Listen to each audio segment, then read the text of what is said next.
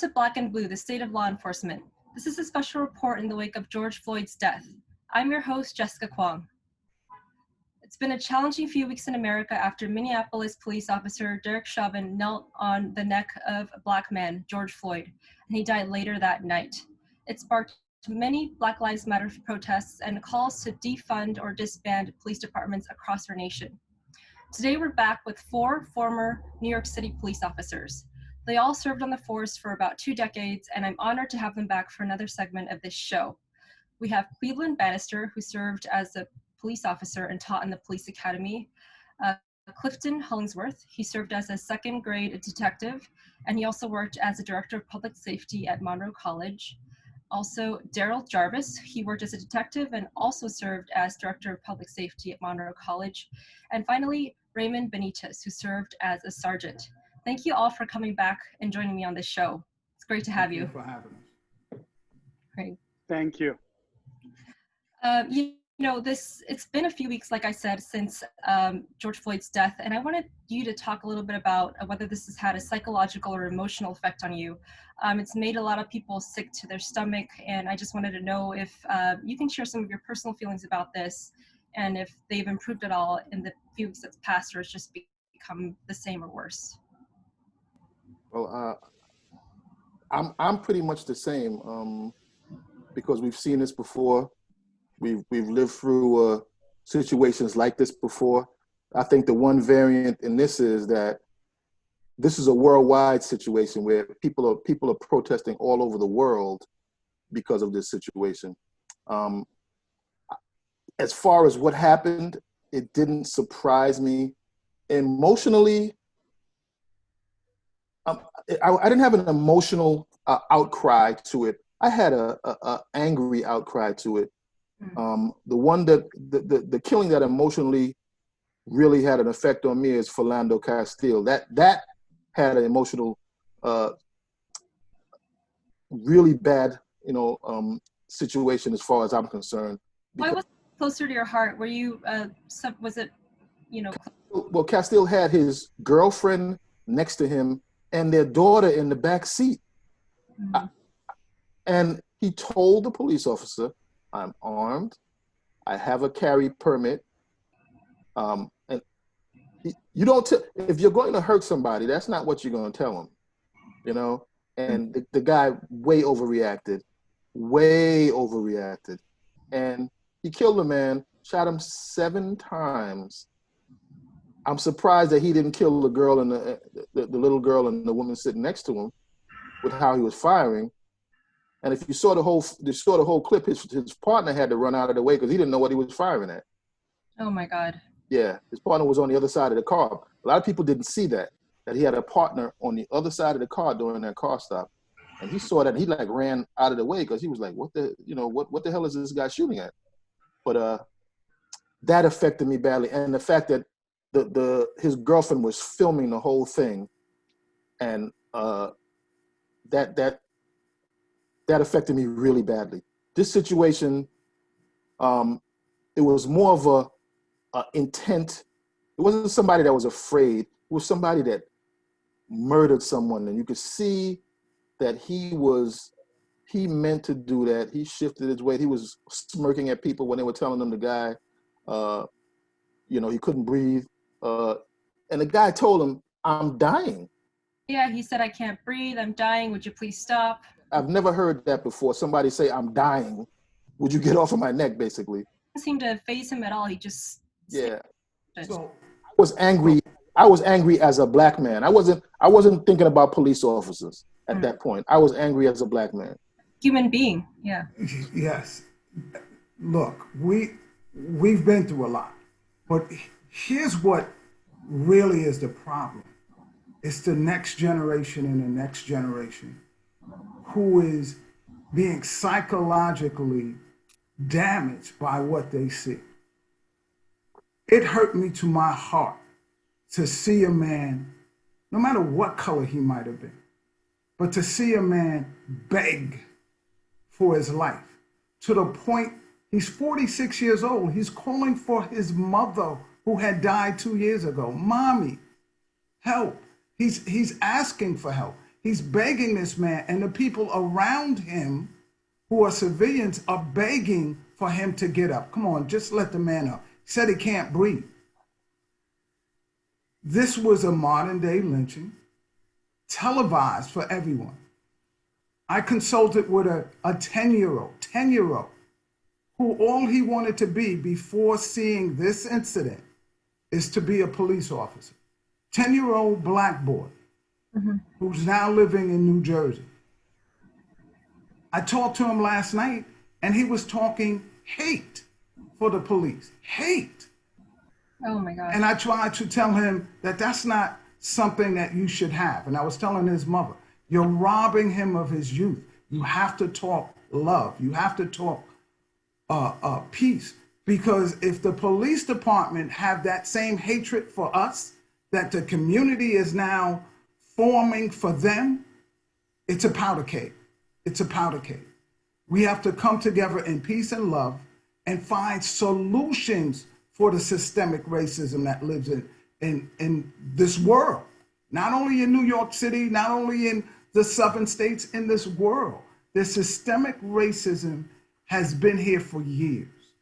We were property. We were 2/5 or 3/5 of a human being. That hasn't changed. People still in their eye gates and their ear gates do not deal with black bodies the same way they do with white bodies. It's just a difference. That's a fact. I don't think there's a white person that has to have a conversation with their children about the police. Be careful, watch what you say and what you do, don't get in groups. If they ask you, you have to go through a whole litany. I do a what to do when stopped by police just so I can save black lives. It affected me, I'm telling you, in such a horrendous way. It took the breath out of me to see a man beg for his life. And the other human being, supposed to be a human being, was acting like he was judge and jury or demonic or some sort of demon had taken over him. The look in his eyes, and as Darryl said, shifting of the weight so I can get more of my weight on your neck. Horrible, man, horrible. I'm sorry, horrible, horrible. I'll never be the same again after watching something as horrific as that. And the country should never be the same again. We should strive for equality. We should strive for change. Don't bury your head in the sand. If you bury your head in the sand, more brown and black kids are gonna die. Believe that. Yes. And you've all served on the force for quite a while, and we've heard, we've seen so many Black lives lost due to, misconduct with the police or whatnot. Like we've had Trayvon Martin, Eric Garner, but was this something you'd never seen before? A man begging for his life and the officer not budging, or is this also? No. Well, Eric Gardner, he was begging for his life too. I can't breathe. I can't breathe.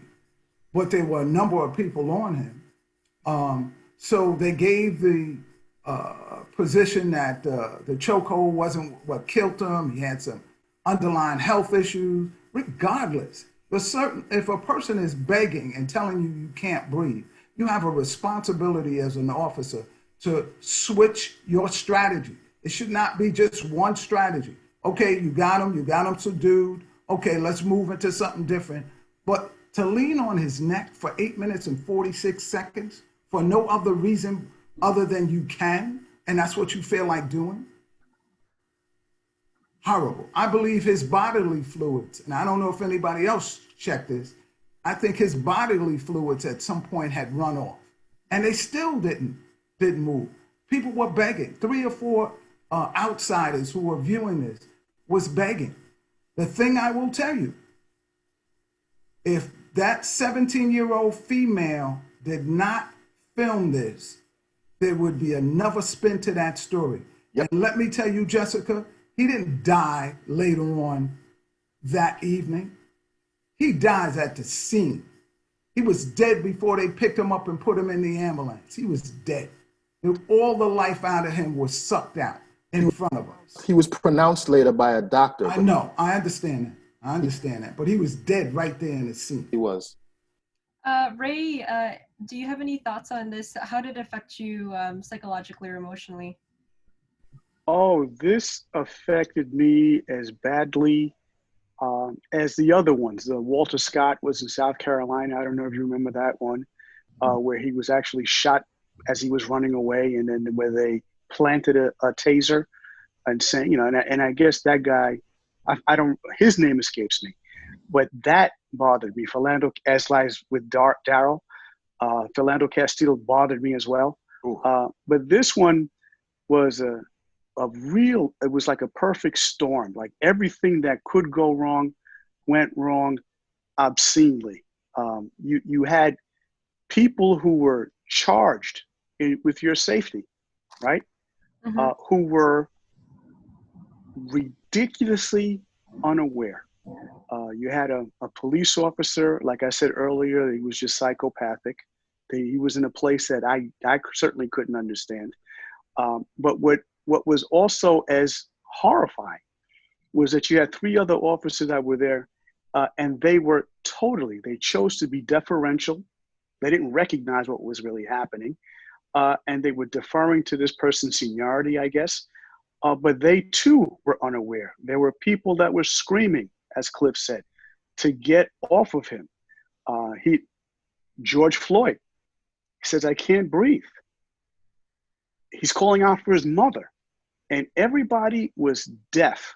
So it's everything that you saw there that was absolutely troubling. I don't know if I called Darryl, but I was stunned because I saw it for all 846, and I was just absolutely horrified that somebody could actually scream for help. And you'd figure the person that you would scream for, the police, turned a blind eye, turned a deaf ear, and did that. And again, like Cliff said earlier, they were so nonchalant. It was very matter of fact. This happened every day. And unfortunately, what I found really problematic as well as a supervisor, because if you saw the paperwork or that was being drafted afterwards, they were saying things that the video said differently, okay? That he was being resistant to arrest. They tried to feature the fact that there was actually something wrong with him medically. So they were already trying to shield themselves for the potential of any kind of liability. But they were 100% wrong. So this bothered me on so many levels. And I had said to somebody else earlier that this gentleman was kneeling silently. Yeah, but his actions, his intent were absolutely lethal in this particular case. And this is what really affects not only people in the United States, as Darryl said earlier, but people throughout the world. You have protests like this in Britain. You have protests like this in Germany. They are sympathetic and empathetic to exactly what's happening. And I'm glad, because there have been other incidences, like I said earlier, like Walter Scott was cut and dry for me. Somebody like Anthony Baez, another police officer, he wasn't a police officer, he died at the hands of a New York City police officer. Those things really bothered me. But then there were people that were kind of trying to balance the scales when there was something so patently wrong as to what we saw. But yet and still, with this particular case, I don't know of anybody, I've never even heard anybody that come along and said, oh, well, there's another side to the story. No, there is no other side. This is what you had. You had somebody who was absolutely sick, and he died at the hands of the police. So and what we should have done, which is what a lot of people have, just accept it. You have to own it. And you have to make a conscious effort and commitment to making sure that something like this couldn't possibly happen again. And they need to be aware. And people will have to be aware because they can see the dire consequences. Is that okay, Jessica? Right. And I also would like to hear from Cleveland about how you reacted to seeing this, especially the video of Floyd being knelt on. Well, it's several parts to this for me, because basically the first part is, as a black man, okay, to see another black man die right there on TV and know what he's going through. And I say know what he's going through because a little bit of background on me. I've been teaching and training in Brazilian Jiu-Jitsu for 13 years. I personally, when we train, I choke people out on a daily. And in 3 seconds, we let it go because we don't want the person to go unconscious. That's what you call putting somebody to sleep. So as a black man, as somebody who trains in martial arts, to sit there and watch this and know in my mind, there was a point in the tape where I was sitting there going, get off him, get off him. He's out, he's out, he's out. Eventually, once that oxygen stops going to the brain and the blood flow stops, you know this guy's dead. He was like someone said earlier, he was dead right there. Yes. Pronounced dead is a whole nother story. Yeah. As a trainer, as a police officer that taught in the police academy, it hurt because, you know, I train cops every day. I can show you numerous emails, text messages. Thank you, Officer Master, for saving my job, for teaching force monitoring, letting me know what I did was wrong, and saving my career. From recruits that told me that send me stuff saying, you know, thank God for you as an instructor for teaching me cultural diversity, for enforcing things the other instructors in the police department never reinforced. And the sad part and what made me the most pissed is that when you look at it today, nothing's changed. And even all these policies that are made to appease the public is not going to change it because we have a problem with respect. When you don't respect someone, you can't police them. When you don't like someone and inherently don't like them, you can't police them. If you look at the comments of some of these police pages, if you look at the comments on some of these Facebook and some of the comments that police are making to the public, without a problem, it goes to show you that the hate for the black community, the hate for black men, the dislike, the distrust, and the not knowing about the raising of black men, this is going to happen again. It happened again last night. It's not even a month. It happened again. I mean, we have to change the culture. We have to change who we bring on this job. Like I said, I was asked last week, how do you start the change? You start the change from the hiring practice. You start the change by bringing in people who know what it looks like when you're going to have a problem with someone. Cliff Hollingsworth mentioned a little while ago. You have to change who you're bringing on this department. It angered me because, you know, this is avoidable. This is avoidable if the circumstances are all right. This is avoidable. And don't get me wrong, you can always have one or two bad apples. Here's the problem. It can't keep happening to the same people all the time. It can't keep happening in the same areas all the time. It can't keep happening and being done by the same ethnicities all the time. And so the problem, once again, is the respect. The problem is in the hiring. You can't bring people, and you have to stop bringing people from outside to police people in communities that they know nothing about. And a good example, I never forget, a young man last year said to me, I went to the psychological, and the psychologist said to me, have I ever seen death? And he said, I grew up with death. She said, what do you mean you grew up with death? Well, I've seen death in my community. I grew up in Brownsville. She said, and how were you with it? He said, it got to the point where I was almost immune to it. He was placed on hold because they said he didn't have any emotion toward death. Any emotion? No, he had emotion towards it.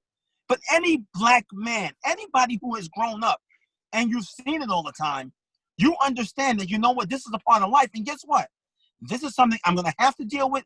And dealing with it is not the problem. It's how I deal with it. So I had enough faculties to go to college. I had enough faculties to explain my position. Yet I was still disqualified based on something that was, I did nothing wrong. I said nothing wrong. So until you understand the mentality, until you understand the demographics, until you understand the people that you are policing, we're not going to get it right. You need people from this city, black, white, Asian. You need people that grew up in this area. We need people, guess what? You're always going to have bias because we're all socialized in a certain way. And like I've told all of my classes, if you want to go home and you want to use the N-word, that's on you. If you want to go out and if you and your black home or your brown family want to make a derogatory statement about someone outside in the comforts of your home, that's on you. But once you put on that NYPD or any uniform and you go out into the street, we are all supposed to be treated the same. You treat people like you want your grandmother treated, like you want your son treated, like you want your daughter treated. You don't treat people different based on complexion, based on religion, based on nationality. And until we get that right, and guess what? We can get it right, but you got to get the bad ones out, because sometimes, guess what? The bad ones influence the good ones. And then if you want to take it a step further, sometimes you got to get rid of the good ones that don't say anything about the bad ones, because that's just as wrong. So, you know, anger, distrust, and just the feeling that this is not going to stop. I also think that we need to look at the training. Who we're bringing in to do the training? People like Cliff, Darryl, all right, myself, everybody on this panel. Why isn't the police department calling us to come in and say, what can we do? Why aren't we called back to train? Why aren't we put on the mayor's panel, so-called panel, to say what can be done, what should be done, and what could be done? So until they do these things, it's all putting the Band-Aid on it. And guess what? It's going to happen again. And if it happened within the last 24 hours, imagine in the next few months, when things start to die down, it's going to happen again. Well, thank you for your personal thoughts on this. It's really helpful. And I know it's very personal, so it's great that you were able to share this. We're going to take a quick break, and we'll be back with more Black and Blue, the state of law enforcement. New York is the canary in the coal mine. What happens to New York is going to wind up happening in your city and in your community. We are going to fight every way we can to save every life that we can. We are all first responders. Your actions can either save or endanger a life. Job one has to be save lives. That has to be the priority. Welcome back to Black and Blue, the state of law enforcement. I'm here with 4 former city police officers, and we're continuing this conversation on the aftermath of George Floyd's death. Darryl, I believe you had a question for one of your colleagues. Yes, it's questions for Ray Benitez. As a sergeant, a supervisor in the police department, you supervise a number of people, men and women. So I'm sure in your years as a supervisor, you came across an individual or two that showed you from their practices in the street that they had some racial bias in the way that they perform their duties. What was your response to that as a supervisor in the police department? That's a very good question. One of the things that they actually train you when you actually go through what they call a basic management orientation course, which is called BMOC, they give you these scenarios, and one of the scenarios is exactly what you said, and it's titled "It's Your Move, Sarge. It's your move. What do you do?" And they give you all kinds of very potentially libelous situations that can go there, very dangerous ones. And what are you supposed to do? And one of them is exactly what you said. They make it very clear that when you are charged taking a look at somebody who could be who's a potential liability, you have to make it really clear, because it's good, and you want to be able to work with people, and you want to be able to have good relationships with people. It's good to be cool with people, but you better be cool with the job first. Okay. Now, if you have a person who's problematic, the best thing to do is to actually be very upfront. Now, one of the things that I found problematic is that usually when people feel, and I'm going to say this not literally but figuratively, if you're feeling like you have somebody stepping on your neck, you are going to be less inclined to do something that's really out of character or is not expected of you, because somebody is on your neck, somebody is watching you. And when you have somebody who is problematic, or potentially so, or has a history of being very incendiary with their work, you let them know that they're being watched, and you kind of make them not feel as comfortable as they would prefer. Because if they're not as comfortable, then they're less apt to do things that they would find in their wheelhouse, where they can come along and do things easily. So yeah, what you have to do is do that. Now it's really easy to give that person an administrative post or just to try to hide them. But in reality, you're not really doing anybody any favors because that's the situation that has to be addressed. But if they are in the street, if they're out there to serve the public, and their efforts and their behavior is such that what they're doing is less than exemplary, you let them know that, and you make it so, and you're there all the time, and that's pretty much it. And you do that, and you let people know that yes. Does that manifest itself in the administrative like write-ups and stuff? Well, there are going to be some. If that's the case, that's usually something that you have going before you. But you, as a frontline supervisor, understand, at least the way the department sees it, is that you are going to be the eyes and ears of the department, because the first questions that they're going to ask is what did their immediate supervisor do? And you have to show that you've done something to address what could be a very damaging situation. So this is what you do, and it can be redundant. It could make your day a little longer, and sometimes you do have to work a little harder for your money. Well, we're just about out of time for today's show, but thank you so much, Darryl, Clifton, Cleveland, and Raymond for joining me for today's station. We'll be back for the state of law enforcement next time.